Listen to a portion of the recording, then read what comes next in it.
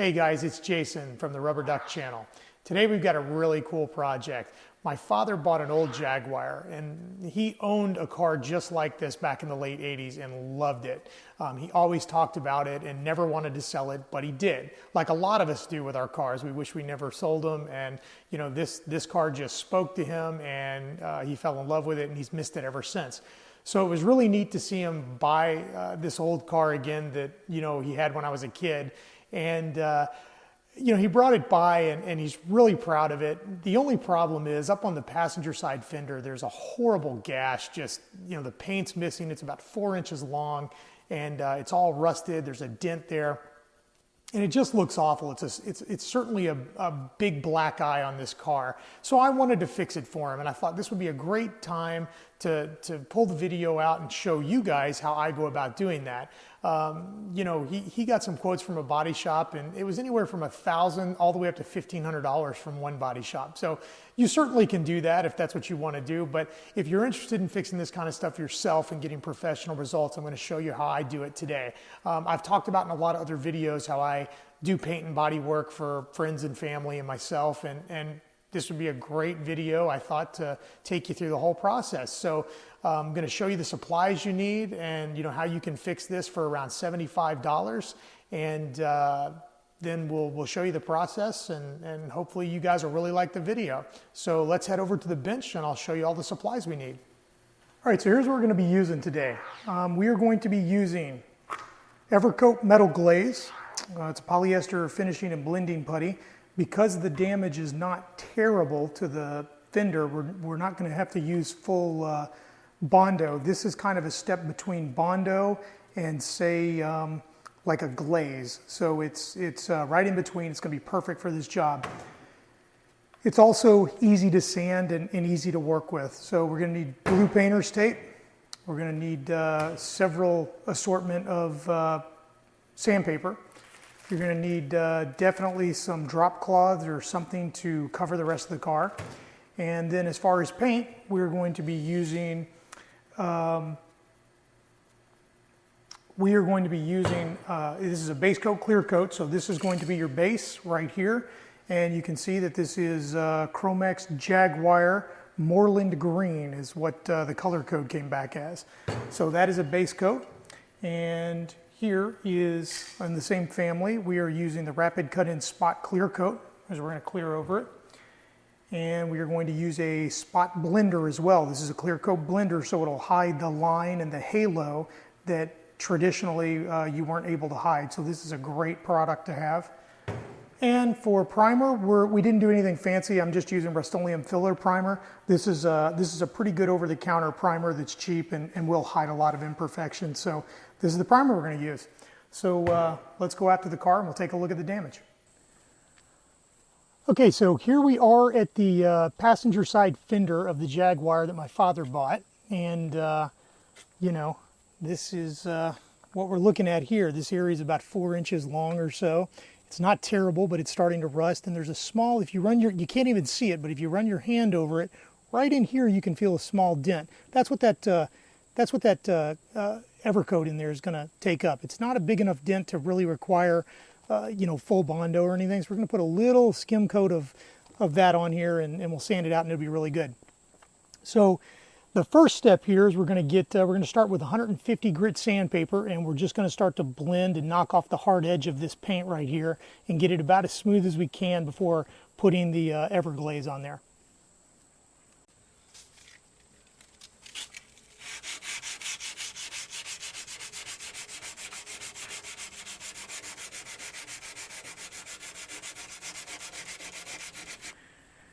All right, so we just finished with 150, and I'm just going to wipe this down with a nice wet towel to kind of get this out of the way, see where we're at.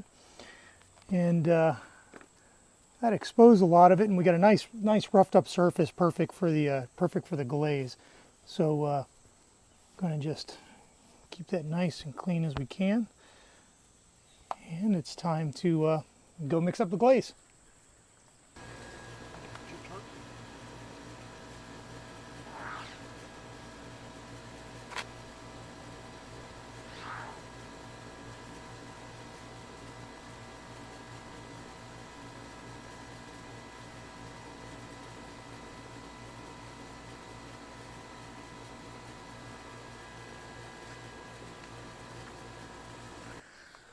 All right, so we applied it, and I applied it a little thick down here, but the reason I did that is because I want to make sure that we completely cover that dent there. So, and it is completely covered, and it's in the sun here, so this stuff is drying really quick. I'm going to give it a few more minutes, maybe 10 total, and then we'll start sanding it and knocking it down and getting it real nice, and then we'll start priming the car.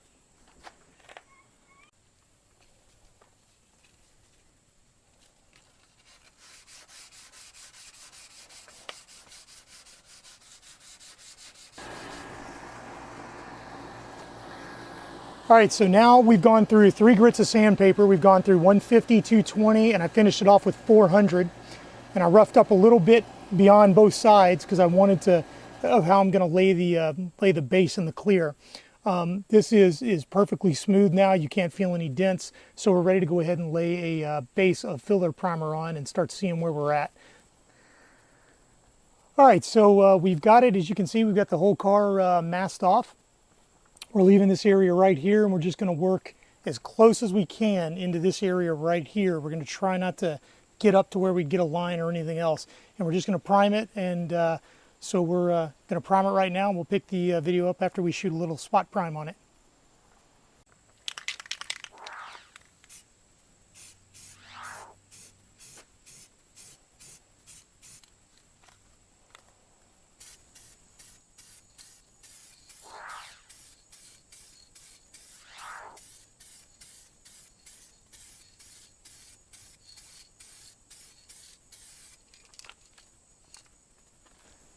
Okay, so here we are after about 4 coats of the base coat, and we tried to stick, to this area as best we can. And we're letting this dry, flash about 20-30 minutes, and then we're going to go ahead and hit the clear and then put the blender on. So we'll see how that goes. With the blender, we're going to try to just hit where the sides stop on the clear, so you have to be aware of how you're doing that. As far as doing it up here, this is tricky because there was a body line right here, which is why I use that, because it'll mask any kind of lip. I'm trying to avoid a lip at all, and we're just going to wet sand and polish that to kind of blend this top part here. But I just don't think I'm going to be able to do any blender in here. There's just no space, and I really don't want to move this back and put it on top of the pinstripe and all that. So this is about the best we're going to get. And then, but when we clear coat it and use a blender out on the sides here, and then wet sand and polish it, it should be very, very good repair. So we'll pick it up here in about 20 minutes when we do the clear.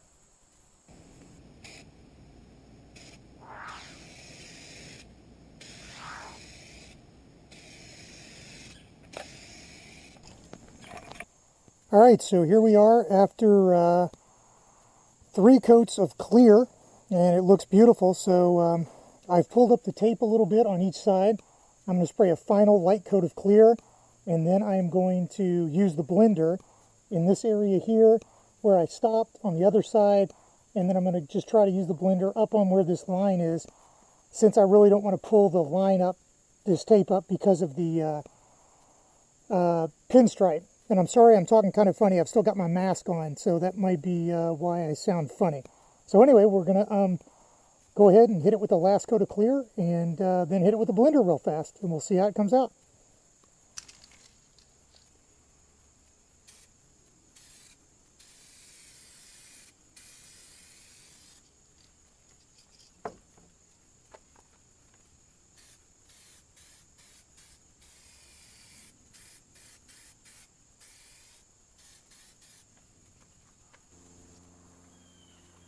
All right, guys, so here we are. Here's the fender after we are done spraying the last coat of clear and the blender.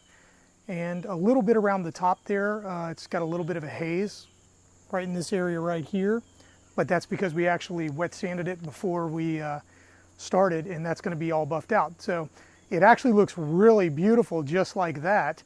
But in a couple of days, we're going to wet sand it and buff it, and it'll look fantastic. So we'll just do a little bit of a walk around here. I'll bring you in. Try to get you as close up as I can.